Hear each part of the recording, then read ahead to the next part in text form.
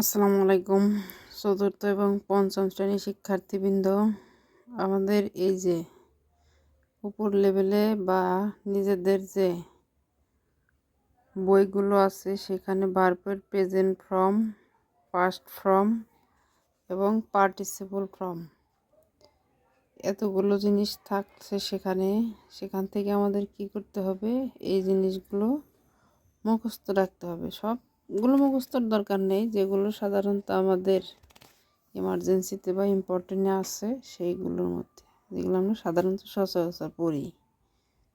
আসসালামু আলাইকুম পঞ্চম শ্রেণীর শিক্ষার্থীবৃন্দ, আমরা প্রথম অধ্যায় অ্যাট দ্য লাইব্রেরিতে এখান থেকে কিছু ডাব্লিউএইচ কোশ্চেন শিখবো আজকে। যেমন আমরা এর আগে একটি ক্লাস দিয়েছি যে সেখানে হু এবং হোয়েন, হোয়ার কোথায় বসে। আজকে আমরা দেখব হোয়াট কোথায় কোথায় আমরা বসাতে পারি। যেমন তাহলে আমরা আজকে শুধু দেখব, আজকে শুধু হোয়াট। হট হট শব্দের অর্থ কি?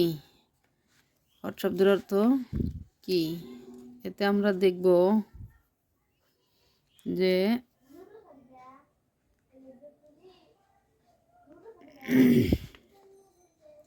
এক নম্বরে একটা আমাদের টার্গেট থাকবে যে কিসের কেমন শব্দের নিচে দাগ দেওয়া আছে।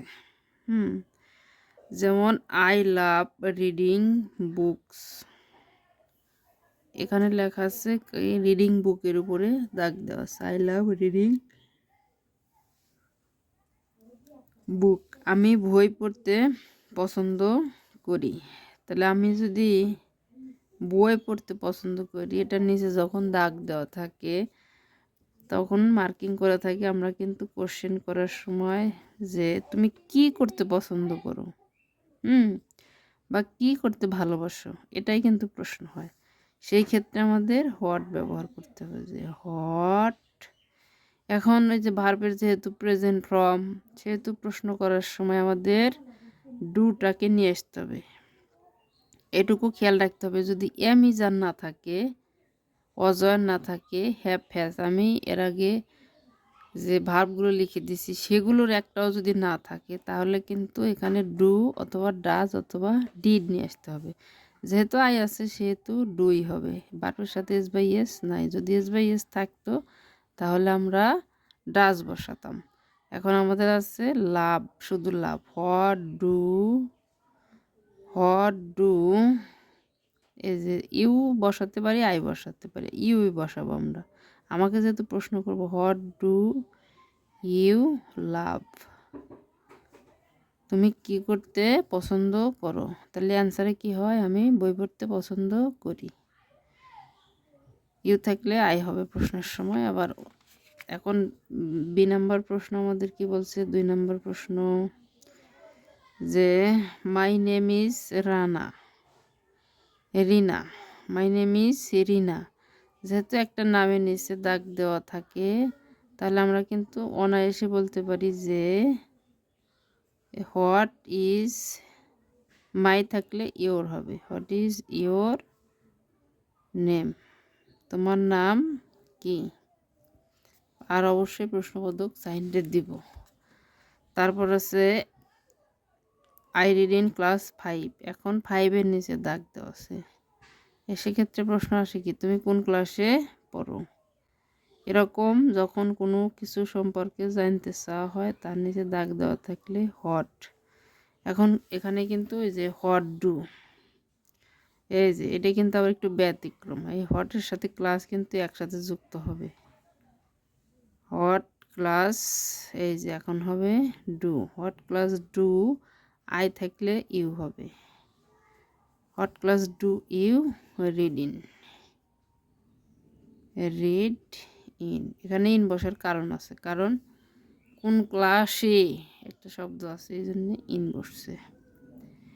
তারপর 3 নম্বরে কি হয়, my father is a teacher, এখানে টিচারের নিচে দাগ দেওয়া আছে, কোনো ব্যক্তির পেশা সম্পর্কে জানতে চাওয়া হয়েছে।